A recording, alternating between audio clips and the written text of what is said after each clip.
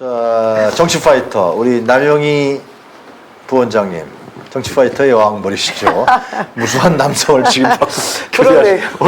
본의 아니게. 조대원 네 소장님. 드디어 제가 희생양이 됐습니까 이제?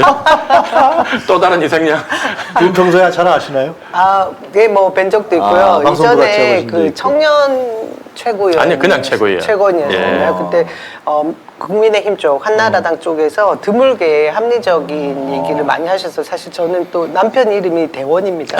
같은 이름을 별로 안 가지고 좋아하겠네요, 그럼. 아니 그래서 응원을 좀 많이 했는데 왜 안 좋아할 거라고 응원을 한 편이었죠. 근데 최근에 보니까 또 이 외교, 국방, 안보 분야가 이 조 소장님의 전문 분야더라고요. 그래서 우리 좀 진보 패널들을 계속 제압하고 계시던데 그래요? 좀 걱정됩니다. 저 오준호 대표 그리워질 것 같은데. 그런데 뭐 원체 정권 자체가 약하기 때문에 아무리 뭐 실드를 치려고 해도 한계가 있더라고요. 한계가 있어요?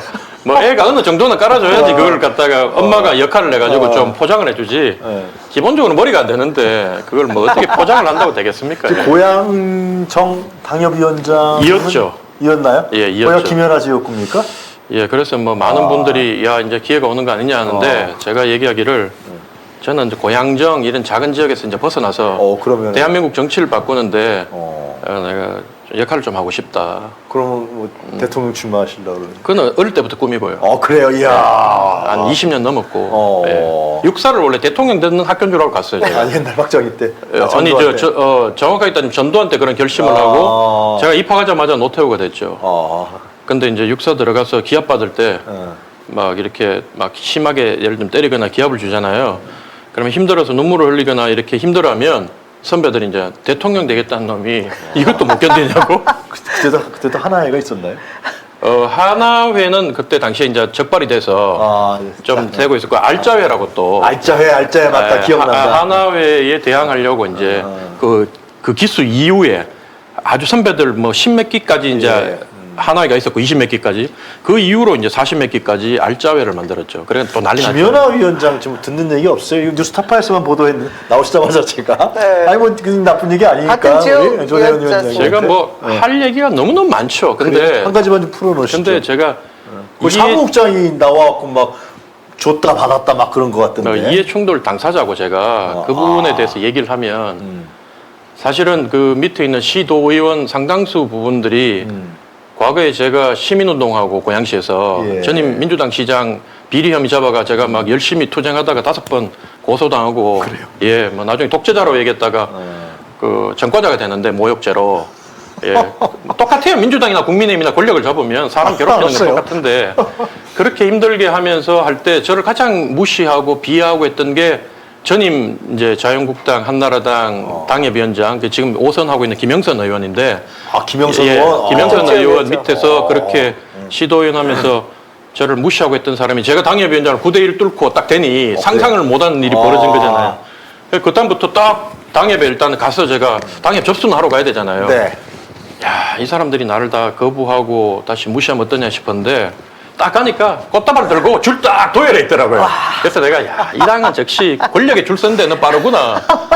그래서 그 사람들 다 쳐내려고 하다가 공정하게 이제 나는 좀 다르게 하고 싶다. 그래서 공천관리위원회를 그 시민들 중심으로 뭐 목사님도 넣고 일반 시민단체도 넣고 해가지고 공천관리위원장부터 다 짜도록 해서 그거 한 5시간 심사하고 10명이서 투표해서 뽑았거든요.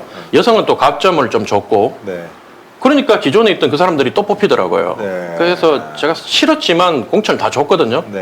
근데 김연아 나타나니까 제가 이제 당에 계속 바른 말하고 당무감사 불려다니고 이러니까 대방 그쪽에 줄 서가지고 저를 공격하고 나중에 3기 신도시 때문에 특히 3기 신도시를 반대하는 집회에 제가 안 나간다고. 근데 저는 또 어떻게 봤냐면 그때 이제 김연하고 세게 붙을 때 3기 신도시 집회에 조대원이는 안 나오는 걸 보니까 3기 신도시에 집을 사놨다. 그렇게 저를 의미했는데 저는 아직도 전세 살거든요. 고군분투 하셨구나 진짜. 그렇죠. 그래서 그 사람들이 앞장서서 저를 이제 잘라내는데 앞장섰죠. 그래서 말하자면 너무너무 긴데 알았습니다. 천천히 안 듣죠. 나오실 뭐. 거예요. 안 오늘만 나오실 나오실 거 아니에요. 매주 한 번씩 나오시고. 근데 지금 미추홀의 위원장님이시잖아요. 궁금한 게 진짜 그것도 관례인가요? 김연아 전 의원처럼 그 시의원들 이렇게 돈 해서 받아서 운영하고 그런 게 관례예요? 아니 관례 있을 수 없는 거죠. 그러니까 지금 근데 그 불법이라고 왜- 공천하고 물론 그럴 수 부정하고 있다 있습니다. 김연아 얘기하고 전원이 그렇게 안 했다 있고. 그러는데 그 사무국장 녹취록에 이런 거 보면 뭐 200만 원 냈다, 100만 원 근데 냈다. 지금 국민의힘 쪽을 보면 네. 박순자 전 의원 그걸로 지금 형 살고 있지 않습니까? 네. 그리고 또 뭐 그 허영재 의원인가요? 그분도 지금 그와 유사한 것 때문에 공직자 선거법 위반 뭐 이런 거 걸려 있고 김연아 전 의원도 이런 상태인 걸 보면 국민의힘에서는 그런 뭐 내부의 시구위원이나 뭐 이런 분들의 공천과 관련돼 있는 뭐이 그 뭐라고 그래요? 불법 자금들을 네. 받는 그런 게 관례상 뭐 아니면 뭐 야밤리에 이렇게 횡행하고 있는 것 같은데 민주당 쪽은 사실 이번에 돈봉투라는 얘기들이 막 나와서 그렇긴 하지만 예. 이 돈과 관련돼 있는 부분에 있어서는 굉장히 엄격합니다. 그리고 지금 우리 사회가 얼마나 이렇게 투명해졌어요. 이 뭐 진짜 녹취 그리고 뭐 영상 뭐든지 증거 자료로 내놓을 수 있는 게 너무 많은데 네. 서로에 대한 불신이 아니라 지킬 수 있는 일은 지켜야지 하는 거죠. 근데 저는 이게 지금 말씀을 하셨지만 김연아 전 위원장, 지금 전 의원, 그 지금 당협위원장의 그 녹취가 나왔는데도 불구하고 당에서 조사하는 것도 굉장히 뭐 그냥 유야무야하는 느낌이 들거든요. 아니, 조사한다 그랬는데. 한다고 해도 예. 그리고 더 웃긴 거는 그 정도의 고발이 있거나 언론사에서 보도를 하게 되면 검찰에서 즉각적으로 뭐 압수수색 들어가는 거 아닙니까? 제가 알고 있는 대한민국은 그런 곳인데 이상하게 한쪽은 너무 조용합니다. 우리 민주당 쪽에서는 조그만 일만 생겨도 뭐 바로 압수수색이니까요. 그래서 참 선택적인 공정이 진짜 이 정치판에서 누군가 그런 얘기를 하더라고요. 정치하고 싶으면 국힘 쪽에 가서 정치해야지 편하다. 그런 얘기를 하던데 이번에도 그런 걸 보니 알 수 있겠고요. 또 하나 있지 않습니까? 지금 어제 MBC 보도로 나왔던 태영호 최고위원에 대한 청와대 이진복 수석이 정무수석이 전화해서 공천 개입과 관련된 거 아닙니까? 공천 장사라고 할 수 있는 부분 정도까지 갈 수 있는 건데 이런 녹취가 나와도 아닙니다 하니까 그 이후 제가 볼 때 별일 없이 넘어갈 것 같은 생각이 자꾸 들어요. 조영호 지훈은 내가 숨지내서 말 듣다가 이렇게 한 거야. 뭐 또 그러는 거지. 그리고 녹취가 있는데 나 그런 말 하지 않았고 그 뜻이 아니야. 이러면 뭐 그 뒤에 조사하지 않는 것 같지 않습니까? 굉장히 불공평하죠. 뭐 제가 무슨 말을 해주길 바랍니까? 그런 건 같은 생각이지 않으실까 해서 여쭤본 거예요. 예. 제가 속내를 다 얘기할 수는 없고요. 예. 얘기하면 이렇게 얘기하면 제 속내대로 하면 또 우리 당에서 욕을 할 거고 예. 뭐 이 정도로 얘기하는 게 예. 유구무원. 예, 뭐 하여튼 다른 얘기 또 하실 거 많이 있으니까. 예. 이 한미 정상회담 총정리는 좀 평론 좀 해주시죠. 예.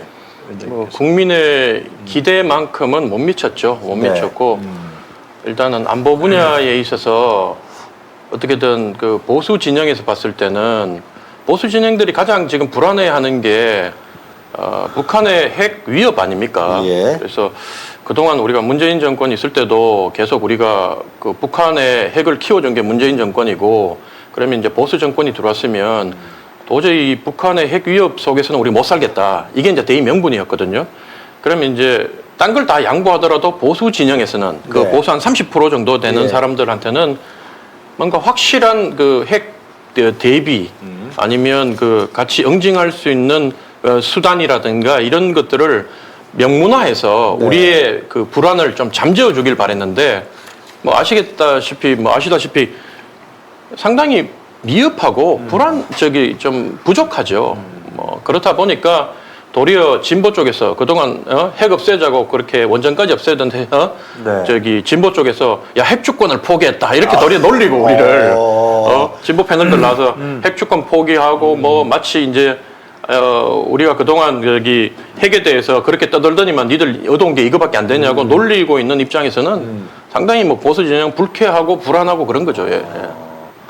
뭐 놀린다고 표현하니까 왜 그러느냐. 그 이제 인과관계를 저희가 따져봐야죠. 그 지금 대통령실 내에 이 외교 안보의 핵심 인물이라고 할 수 있는 김태호 안보 1차장의 김태효 제 오늘 계속 발음이 세네요. 김태효 안보 1차장의 언행에 문제가 굉장히 크게 있었습니다. 도청당한 문제를 질문하는 것도 아니란 식으로 얘기를 하면서 고압적인 태도를 보였고 또 미국으로 뭐 사전에 의제 조율을 하러 나갈 때도 마치 엄청난 네. 사이버 정보 공유까지 할 수 있을 정도의 그 한 단계 더 진전된 핵 공유 관련한 발언도 서슴지 않았고요. 근데 이후에 지금 대통령 한미 정상회담 이후에 사인한 것을 보면 핵 주권을 포기한 것이나 다름없는 서명을 했다라는 거 아닙니까? 그게 워싱턴 선언이었잖아요. 이 부분에 대해서 부정할 수는 없을 것 같습니다. 그래서 진보 진영에서 저는 그것을 놀린다라는 것과 달리 애초에 한반도의 비핵화를 주장한 부분에 있어서 진보 보수가 다른 생각을 가지고 있었는데 그러면 보수라고 하는 이 안보를 외교 전략에 있어서 핵 전략 부분에 생각을 달리했던 부분의 성과라고 하는 부분은 최소한 그들이 말했던 핵 공유 그리고 뭐 우리 핵 자체 개발, 전술핵 재배치 정도의 그 진전된 모습이 있어야 그들이 주장했고 큰 소리 쳤던 것의 성과라고 할 수 있는데 그런 성과를 거두지 못한 입장에서 엄청난 한미 정상회담 이후에 성과가 있었다라는 식의 표현을 하는 것에 문제가 있다는 걸 지적하는 거고요. 저는 지금 그 명문화되어 있는 부분에 보수가 주장했던 우리 핵 공유에 대한 부분에 핵 자강론을 완전히 폐기한 것은 정말 앞으로 저희가 그 지렛대로 사용해야 될 부분까지도 없애버린 거기 때문에 심각한 문제가 있다고 생각을 하거든요. 그 부분은 우리 소장님이 더 잘 아실 것 같다는 생각이 듭니다. 예, 저희 그 보수 쪽에서 핵 부분에 있어서 합리적으로 좀 생각해온 사람들, 네. 현실적으로 이제 핵에 대해서 북한 위협에 대해서 생각해온 사람들의 생각이 저 정도예요. 그러니까 뭐냐고 얘기하면 핵을 가지면 좋죠. 우리 입장에서는 우리도 핵 보유국이 되면 좋은데 핵 보유국 지위를 얻음과 동시에 경제적으로도 현재 정도의 예를 들면 경제 수준을 유지할 수 있고 핵을 가지려고 NPT를 탈퇴하는 순간 우리 경제 보복받고 세계에서 왕따 당하는 거예요. 그러니까 그런 걸 알고 있었기 때문에 핵을 가지면 좋지만 네. 현실적으로 가질 수 없다는 거를 보수 진영에 좀 합리적으로 생각하는 사람들은 알고 있었던 거고요. 그리고 뭐 저 같은 경우에는 뭐 지속적으로 북한 핵에 대해서 우리가 대응할 수 있는 가장 좋은 대응책은 네. 무시다, 무시. 무시. 저는 그렇게 봤어요. 북한 핵은 우리가 관여할 문제가 아니다. 뭐 이런 얘기했다가 보수 지지자들한테 제가 빨갱이 소리 듣고 있는데 북한 핵은 막지를 못해요. 중국도 못 막았고 미국도 못 막았고 러시아도 못 막는 거 아닙니까? 우리가 어떻게 하겠어요? 근데 저는 북한 핵에 대해서 제가 뭐 어제도 저기 페이스북하고 유튜브에도 올렸는데 예. 우리가 북한 핵에 대해서 두려워할 거는 두려움 그 자체다. 이 프랭클린 대통령이 참전하면서 저기 2차 대전 때 프랭클린 루즈벨트. 예, FDR이 취임할 때 했던 얘기거든요. 우리가 두려워할 거는 두려움 그 자체다. Fear itself다. 이렇게 하는데 2차 대전을 앞두고 이제 그 얘기를 해요. 북한 핵에 대해서 우리가 과도하게 두려움을 가질수록 우리는 잃어야 될 게 너무 많다. 북한한테도 잃어야 되고 미국한테도 잃어야 되고 중국한테도 잃어야 되고. 근데 사실은 북한 핵은 쓰려고 갖고 있는 게 아니에요. 저는 그렇게 봐요. 북한 핵은 제가 좀 잠깐만 기입을 네. 하겠습니다. 핵 문제니까. 예. 그럼 두 가지 방안, 한반도에서는 두 가지 방안이 거론되는 거 아닙니까? 예를 들면 첫 번째가 이제 보수층 핵 자강론이라고 그럴까요? 북한에서도 핵을 이미 보유한 것이 공론화됐습니다. 이번 회담에서도 그렇게 됐고. 그러니까 남한에서 핵을 갖는 것은 정당한 것이고 정당방위적 그런 걸 갖고 있기 때문에 남한도 핵을 개발해서 가져야 된다. 그래야만 우리가 안보가 보장된다라는 게 하나 있는 것 같고 제 생각에는 정리하는 차원입니다. 두 번째로는 그러다 보면 한반도의 비핵화 문제는 어떡할 거야?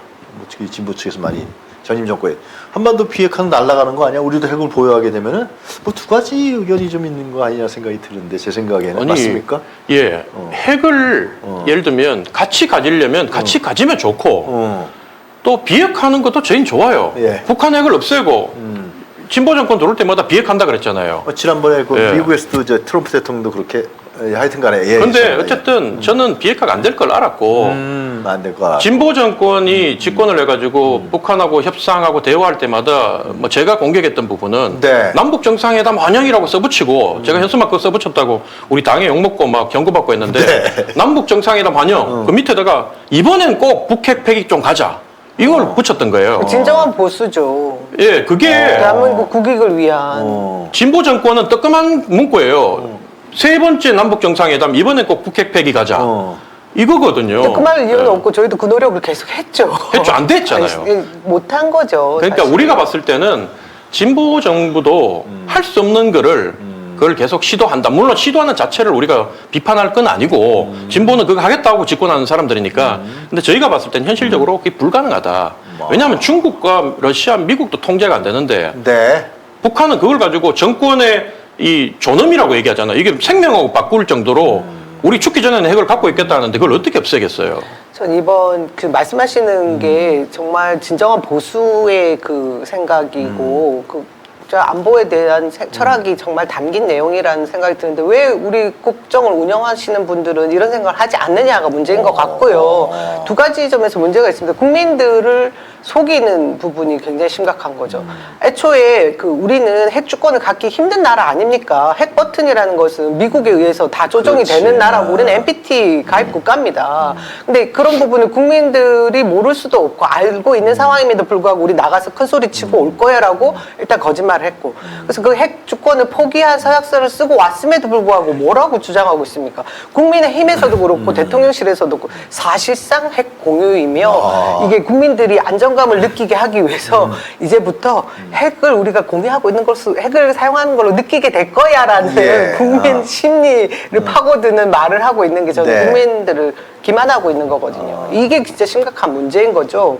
거짓말을 했다고 또 하나 문제는 애초에 출발을 할 때 미국 정상과 만나기 전에 계속 우리가 핵 자체 뭐 보유를 할 수 있고 개발을 할 수 있어야 된다라는 주장을 했을 때 한미 동맹 혈맹까지도 얘기를 하면서 한미 동맹을 믿지 못했다라는 걸 보여준 거예요. 그러니 이 정말 아이러니한 정부고 본인들 스스로도 언행 일치가 안 된다라는 걸 모른다라는 게 너무 한심해서 더 무슨 말을 할 수가 없는 거죠. 이게 외교가 되면 우리 실익은 어디 있고 국익은 어디 있냐는 말씀을 드릴 수밖에 없는 겁니다. 동의하십니까? 그렇죠. 뭐 무슨 말을 하겠습니까? 근데 뭐 우리 뭐가 이제 무슨 말 첫날에서 하겠습니까? 조대현 아니, 위원장이 약간 좀 뭔가 좀 아니요, 뭐 핵 부분은 사실은 그 말씀하신 부분들이 다수 국민들이 갖고 있는 생각이고 사실 보수지 저 패널들이 나가가지고 네. 지금 계속 꼬이는 게 입장이 뭐냐면 네. 자기의 소신과 양심 네. 그리고 국민의 민심을 저버리고 당신만 따라가다 보니까 이게 입장이 꼬이게 되는 거거든요. 그 다 기록에 남았다가 나 정권 바뀌면 또 자기가 정치할 때 소환당하고 공격당하고 맞습니다. 저는 그걸 안 하려고 하다 보니까 도리어 이제 당에서 어떻게 보면 이기적인 놈으로 찍혀가지고 니 혼자만 양심이 소중하고 당은 안 중요하냐 이래서 방송도 다 잘리고 있던 건데 예. 근데 알겠습니다. 뭐 저희 이용한 뉴스 코멘터리는 뭐 언제든지 나오죠. 일주일에 2-3번 나오셔도 됩니다. 걱정하지 마시고. 그런데도 진보 방송도 바른 말하는 게 자르더라고요. 아, 제가 여기 신인식이라는 분이 채팅방에다가 이현주, 변희재, 최대집, 조대원이 결합한 새로운 저는 그거 보수당, 봅니다. 약칭 세보당을 바랍니다. 나라를 지켜주세요. 이건 충실해서 하는 얘기예요. 네, 저는- 정당을 만들고 안 만들면 다른 문제지만 하여튼 좀 많이 다릅니다. 그분들하고 저는. 변희재 대표하고 섞이기 싫으세요? 변희재 대표를 같이 술 먹고 또 인간적으로 제가 조언을 받고 뭐 좋은 분이니까 배울 점도 많고 그렇지만 정치적 색깔은 너무 다르다. 그래서 뭐 이현주 의원도 어쨌든 좀 다른 것 같고 그래서 제가 신당을 한다면 이분들하고 하면 나는 반대할 겁니다. 그래요? 알겠습니다. 예. 두 번째 주제로 들어갈까요? 예. 네. 네네. 뭐 핵공유 문제 했으니까요. 지금 간호법, 또 쌍특검, 양곡법 이런 문제들이 계속 국회에서 걸려 있는데 이걸 어떻게 잘 합리적으로 잘 처리해놨으면 좋겠습니까? 일단 뭐 민주당은 네. 야당과 협조를 해서 뭐 할 수 있는 역할 네. 다 해야 된다. 저 사실 이게 이전에 벌써 통과시키고 제정했어야 될 문제들이 조금 늦은 감도 없지 않아 네. 있어서 좀 불만인 면도 있습니다. 근데 대통령은 이미 양국관리법을 거부권 행사를 하면서 이후에 어떤 법안이 올라온다고 해도 다 거부를 행사하겠다라는 얘기를 공표했죠. 네. 그래서 지금 뭐 간호법 통과된 부분도 예전에 그 대선 후보 당시에 빠르게 처리하겠다라고 본인 스스로 윤석열 대통령 입으로 얘기했던 부분도 뭐 다 잊어버린 것 같습니다. 뭐 한두 건 그런 게 아니기 때문에 이번에도 당연히 거부권 행사하고 또 국힘에서는 거기다가 제2권 요구를 하겠다라고 하는 상황이니까 네. 뭐 기대할 건 없을 것 같거든요. 그래서 그렇게 되면 뭐 또 수정안을 다시 올리거나 하는 식이 돼야 되는데 지금 뭐 거대 야당의 폭거다 그리고 뭐 방탄이다 뭐 이런 말로 계속해서 국민의힘은 협조를 전혀 안 할 것 같고 이 상황으로 계속 가면 여야 정치 실종인 상황으로 계속해서 이 전국을 뚫어갈 수밖에 없는 상황이기 때문에 피해는 결국 고스란히 우리 국민들이 떠안는 거지 않습니까? 네, 결국 국민들이 판단을 해주실 부분이 있을 거란 생각이 드네요. 이걸 대통령의 거부권이라는 국회에서 의결된 부분에 대한 대통령의 거부권 행사로 봐야 됩니까? 아니면 민주당이 진짜 다수당으로 이렇게 하면 생포하는 거로 봐야 됩니까? 제가 여기 언론 인터뷰를 보다 보니까 예. 현 상황에 대해서 어떻게 보냐 했을 때 국민의힘 관계자는 뭐라고 얘기했냐면 의회 권력과 행정부 권력이 이렇게 일치가 되지 않다 보니까 계속 이런 불협화음과 네. 국민들한테만 피해가 돌아간다. 결국 민심이 이 상황을 알고 다음 총선 때 민주당을 심판할 거다. 이렇게 이제 국민의힘에서는 보고 있고. 네, 국민의힘에서. 예, 반면 민주당에서는 관계자가 뭐라고 인터뷰를 했냐면 네. 치킨 게임을 하고 있는데 누가 먼저 내려오느냐는 민심에 달려 있다. 대통령 거부권 반복에 대한 국민의 피로도가 높을 거다. 그러니까 총선에서 결국 국민의힘의 국민의힘을 국민들이 더더욱 심판하고 민주당이 다시 한번 힘을 실어줄 거다. 이렇게 얘기하는 거예요. 네. 근데 여기서 제가 얘기하고 싶은 거는 민주당 관계자가 치킨 게임 하고 있다 그랬거든요. 본인들도 알아요. 지금 제가 대통령 거부권 행사에 대해서는 저는 어쨌든 국민의 민의를 반영해서 여소야대를 만들어준 민의를 따라가서 대통령이 거부권을 한 번, 두 번 자꾸 할 때마다 사실은 행정부, 대통령이 잃는 부분이 더 많고 총선을 앞둔 국민의힘에서도 상당히 불리하다 지금.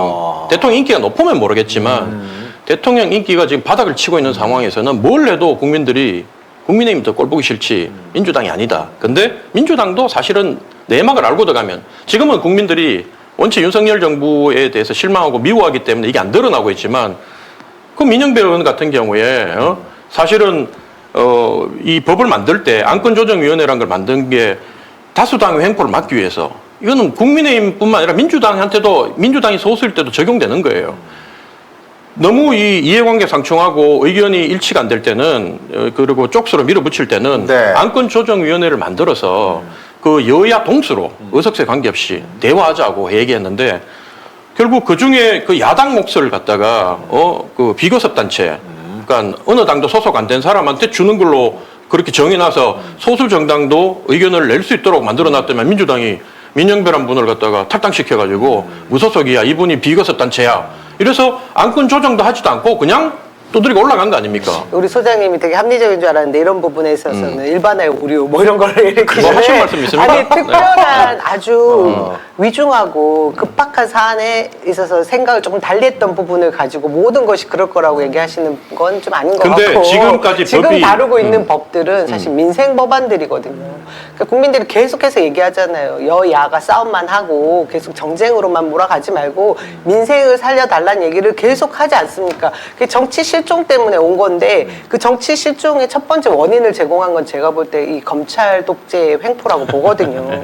야당 지난번 대선을 생각을 해야 됩니다. 저희가 0.73% 차이 아니에요?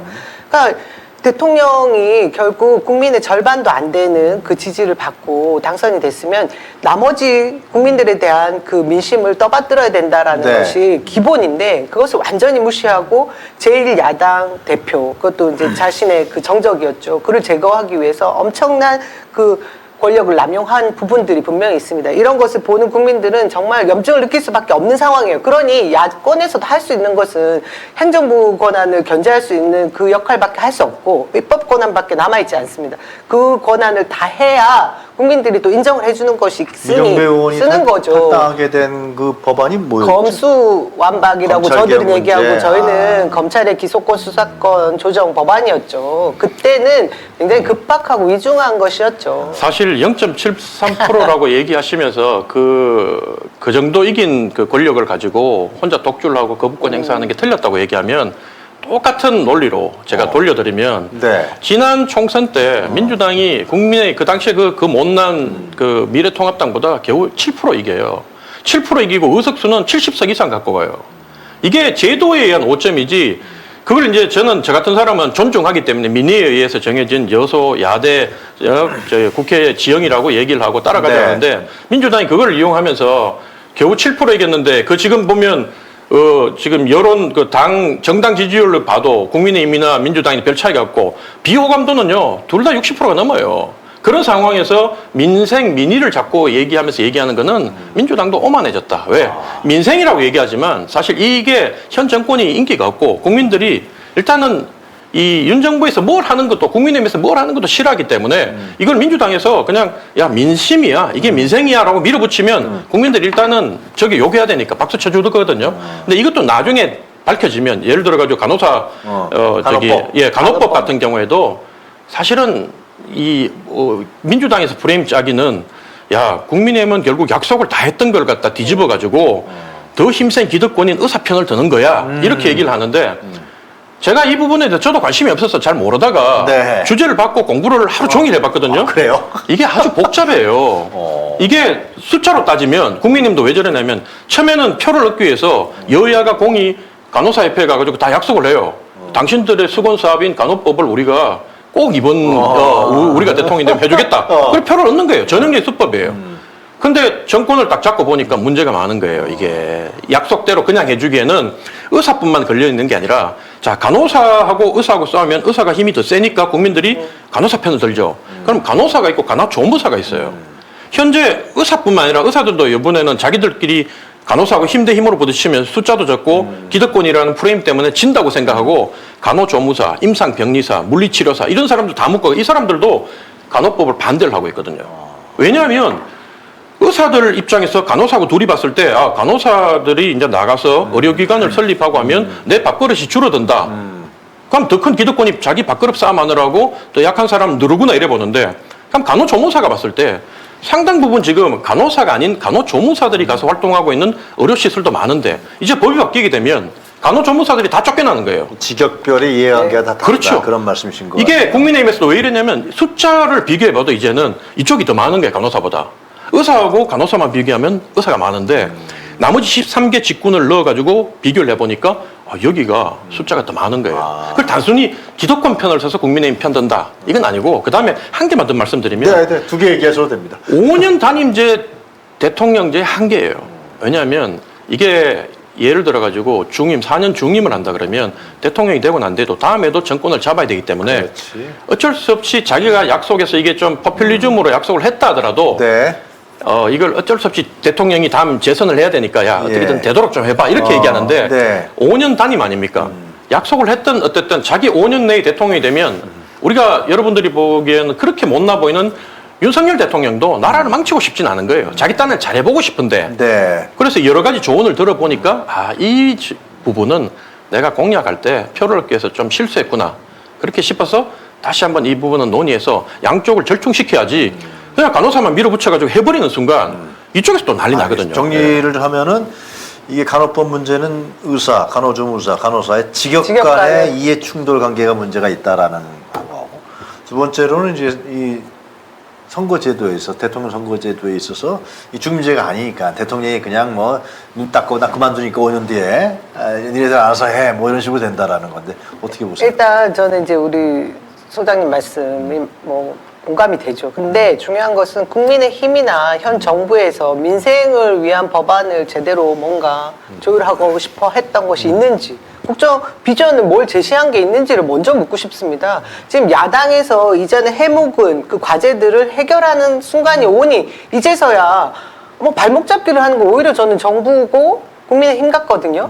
근데 그 과정에 있어서 뭐 어떤 지지율로 얼마큼의 숫자 뭐 이것은 제가 중요한 것 같지 않고 무엇보다 힘의 균형을 맞춰주는 것이 정치의 역할입니다. 근데 지금 이 간호법도 사실상 직역 간의 불균형 굉장히 심각합니다. 저도 들여다보니까 한쪽 편을 들어주면 한쪽에서 또 문제가 생기는 부분이 분명히 있긴 하더라고요. 하지만 이렇다고 해서 한 번 더 진전되는 자신들의 그 위치를 보장해주는 법에 대해서 요구하는 목소리를 외면하는 것은 말이 안 된다고 봅니다. 말씀하신 대로 그 숫자가 더 많다라고 하면 편을 들어주는 것이 문제가 아니라 민생 현장에서 그 절박한 목소리를 들어준다라는 그 본질에 다가가야 되는 거거든요. 그런 문제점이 있는 것이고 돌봄의 차원에서 접근해야 되는 겁니다. 예, 그러니까 저는 중요한 게 지금 국힘이나 지금 정부에서 계속 사측, 사용자 측 저희가 말하는 그쪽 부분에 대한 목소리는 크게 들리는데 이후에 우리 노동자들이 말해달라고 하는 부분, 자신을 대변해달라는 부분 내는 목소리를 하나도 들을 수가 없는 상황입니다. 이런 부분을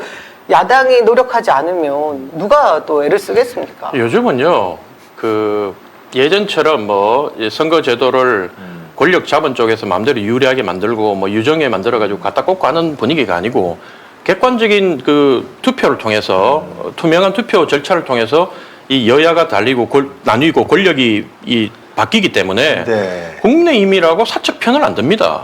왜냐하면 국민의힘이 요새 국민의힘 사측편 들던데요. 왜 정부 그 용대실 출장소 같은 생각밖에 안 들어요. 예, 그런 생각이 들겠죠. 그렇지만 국민의힘도 투표를 통해서 선거에 이겨야 되기 때문에 그렇게 따지면 지난번에 그럼 사측 힘 있는 사람 편만 들어가지고 대권에서 윤석열 같은 사람이 대통령이 됐겠습니까? 국민들이 더 많은 국민들이 지지를 했기 때문에 어쨌든 더 많은 국민들의 마음을 움직였기 때문에 당선이 된 거고 그 이후에 이제 상황이 역전된 건데 지금 방금 말씀하신 것도 너무 민생 현안이 급해가지고 안건조정위원회를 뭐 묵살하고 그냥 나갔다고 하는데 법마다 전부 다 양곡관리법, 간호법, 방송법 다 그랬어요? 90일 동안 하도록 법이 정해놨잖아요. 지금 첨예하잖아. 근데 국힘이 안 들어와요. 그래서 직행부 아니 안 들어오는 게 아니라 아니 안건조정위원회는 여야가 똑같은 숫자로 회의를 하자는데 왜 안 들어가요? 근데 방금 말씀드린 대로 민주당이 비교섭 단체를 무소속 집어넣어가지고 만들 정도로 이거를 무산시키든지 아니면 했다 그러거든요. 며칠 하냐? 하루. 안건조정위원회를 90일 하도록 돼 있는데 하루 하고 야 우린 다 했지?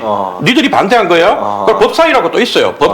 이 절차가 법사위가 논란 많죠. 저도 없어져야 된다고 보는데 이 법사위도 사실은 민주당 때부터 양당이 공이 발목 잡는 위원회로 서로 차지하려고 했던 거예요. 그러다 보니까 지금은 국민의힘이 소수 정당이지만 법사위를 갖고 있다 보니까 이것도 꼴보기 싫은 거예요.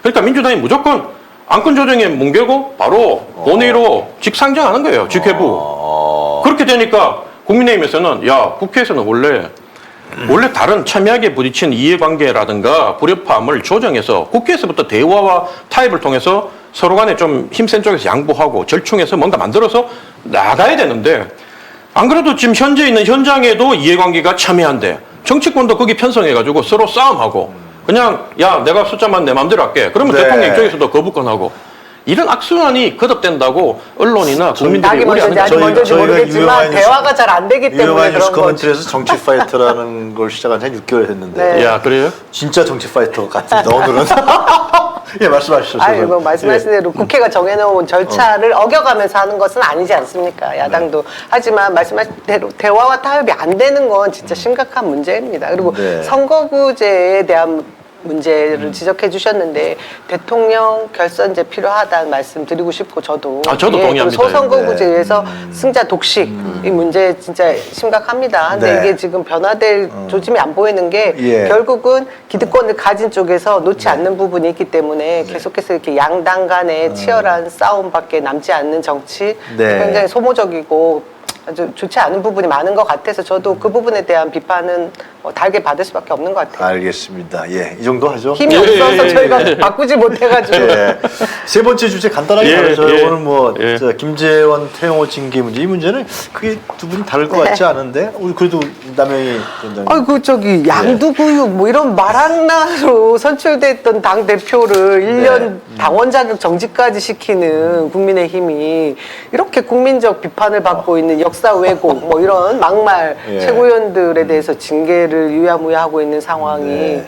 국민의힘 민낯이다. 저는 국민들이 정말 한심하게 보고 있는 거라고 생각을 해요. 근데 보니까 태영호 의원이 왜 저렇게까지 심각하게 친일 왜곡 발언 또 뭐 4.3 문제도 그렇고 유독 혼자 도드라지게 역사 왜곡을 할까 했는데 일부 극우층을 또 이렇게 마음을 같이 이렇게 동조하는 부분을 끌어내는 부분이 있다. 그 생각을 했지만 그게 뒷배경에 또 대통령실까지 대통령실에서 이렇게 진행하고자 하는 그런 정책들에 도움이 되는 발언을 최고위원 중에 누군가는 해줘야 되는데 그것이 네. 태영호 의원이었구나.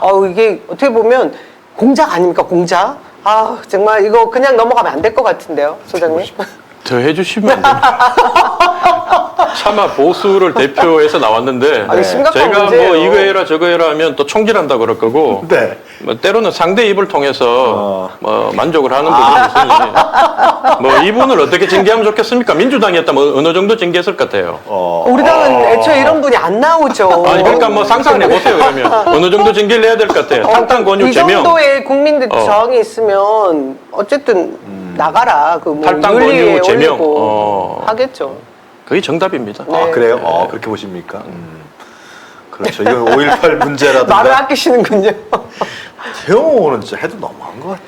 야, 근데 이게 공천이 그렇게 본인한테 꿀단지 같은 거였나 봐요. 그 기본적으로 자신이 가지고 있는 정치 뭐 지향이나 철학이나 이런 가치는 하나도 없다는 얘기밖에 되지 않지 않아요?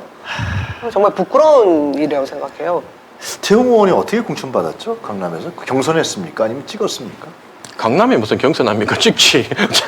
제가 늘 그러지만 보통 이 탈북 가신 분이나 아니면 예를 들면 노동자나 뭐 이렇게 소수자, 장애인 이런 분들을 공천을 줄 때는 당선권 안에 이렇게 줄 때는 그 직군을 대변하고 우리가 잘 몰랐던 부분을 이제 우리 정당에 들어와서 새로운 인사이트를 주면서 국민한테 다가가려는 노력으로 하는 거 아닙니까? 근데 탈북하신 분인데 저도 한 번도 못 살아본 강남에다가 이렇게 줄 때는 저는 얼마나 돈이 많았으면 강남에다 이렇게 주느냐 이런 생각이 들었고 당시에 또 우리 당이 그동안 얘기할 때 그 뭐 좌파 빨갱이 많이 얘기했던 걸로 따져보면 이분을 갖다가 이렇게 그 강남에다 해서 공천시키고 그다음 최고위원 등수안에 넣어주는 우리 당의 정체성은 뭔가 이걸 통해서 김정은을 이렇게 놀리려고 태용을 통해서 조롱하려고 하는 건가 뭐 이런 생각도 저는 해봤고 그러니까 민주당 쪽에서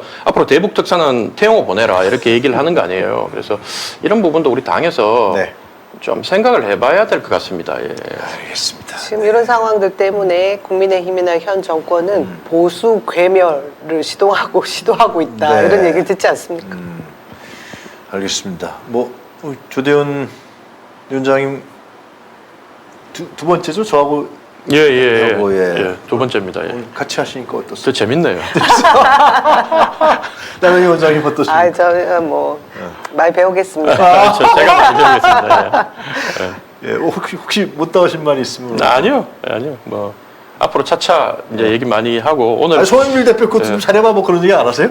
굳이 제 입으로 안 해도 국민들이 다 알아요. 근데 예. 오늘 뭐 짧게 뭐 네. 대담을 했지만 그 조 소장님 같은 경우는 이 극우와는 또 완전히 아이, 다르죠. 차별되시는 예, 분이잖아요. 예, 그게 그럼요, 예. 대한민국 정치라는 것이 뭐 진보 그다음에 보수 이 양날개로 네. 다 떠야 되는데 지금 대한민국이 그렇지 못한 것 같아서 늘 안타깝고 힘든 상황입니다. 많은 뭐 후배 정치인들도 조 소장님 말씀을 보수 쪽에 있는 뭐 그리고 정치 지망생들도 조 소장님과 함께 정치를 네. 하는 분들이 많이 생겼으면 좋겠어요. 제가 이런 말 할 위치는 못 되지만 오늘 첫 시간인데 네.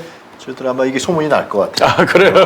그래서 많은 분들이 들어오시지 않을까 앞으로 네. 인기 코너로 자리 잡지 않을까 그런 제가 예감이 듭니다. 아, 근데 더 싸워야겠는데요. 아니 그러니까. 이게 뭐 그냥 뭐 종편에서처럼 싸우는 게 아니라 예. 핵 문제도 굉장히 중요한 공론장에서 다뤄야 될 문제거든요. 아까 그래서 핵 공유전 문제, 핵 자각론 문제, 비핵화 문제 이런 부분들도 두 분이서 잘 얘기해 주신 것 같고요. 사실은 싸움하는 게 되게 재밌어요. 원래는 그게 정말 발전적인 룰을 거지. 지키고 품격을 지키고 그럼, 아니 우리가 그 권투 경기나 뭐 예를 들면 UFC 얼마나 재밌게 돈 내고 봅니까? 네. 근데 길거리 싸움을 돈 내고는 안 보잖아요. 그러니까 지금 여야가 싸움하는 게 길거리 싸움처럼 하니 국민들이 짜증나는 맞아요. 거지 서로 다른 생각을 이렇게 절충을 해야 되는 거예요.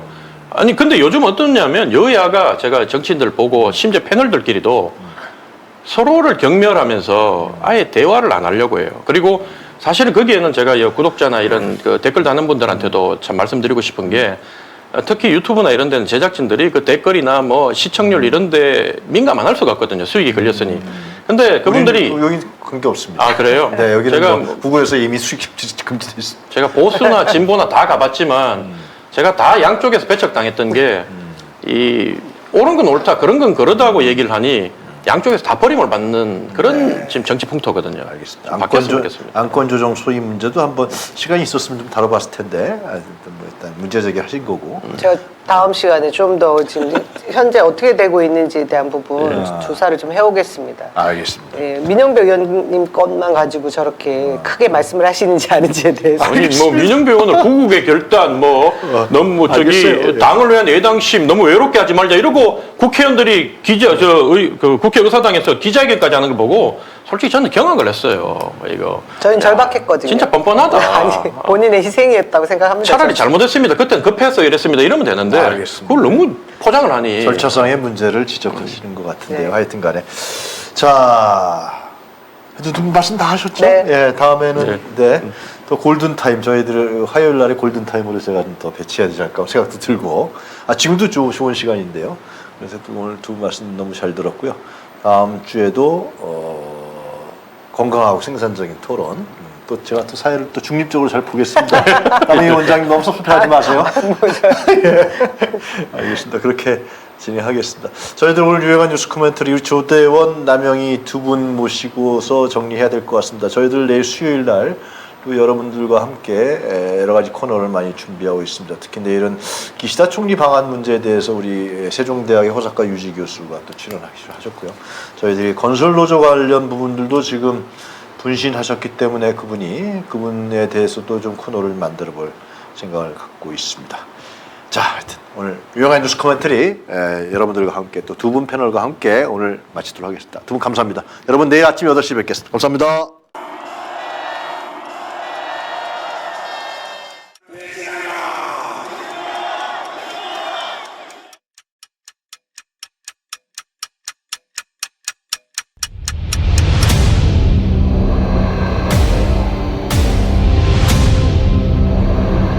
정부에서 할 거는 마약 쏙보다 두들이 잡아야 돼. 일본한테 유린당한 적도 우리가 힘이 없을 때 일본이 힘이 돼주는 도움을 받은 적이 있어. 근데 우리가 일본을 훌륭해야 된다. 용산에는 용이 와야 돼. 요주를 들고 와야 돼. 명백한 국정농단이죠. 천공이 답변해야 될 문제입니다. 상당히 이제 충격적이었죠. 그게 어떻게 가능하겠나 이렇게 반문을 했거든요. 한 말씀 해주세요. 나는 기자들하고 한 번도 안 해. 김건희 여사하고 아직 연락하세요 지금요? 국정 운영에 천공이 개입한다고 인과관계를 보고 한번 찾아보도록 하겠습니다. 좋아, 빠르게 가! 본 다큐 영화는 리오드 펀딩으로 제작됩니다. 3만원 후원 회원은 시사회 티켓 2장, 5만원 후원 회원은 시사회 티켓 2장과 영화 제작 포토 에세이집을 추가로 드립니다. 서울의 소리 유튜브 구독 회원에 한해 서울의 소리 유튜브와 서울의 소리 공식 홈페이지에서 다큐 제작 후원에 참여하실 수 있습니다. 서울의 소리 구독 회원 여러분이 대한민국 민주주의와 한반도 평화를 사수할 역사적 다큐멘터리의 주인공이 되어 주십시오.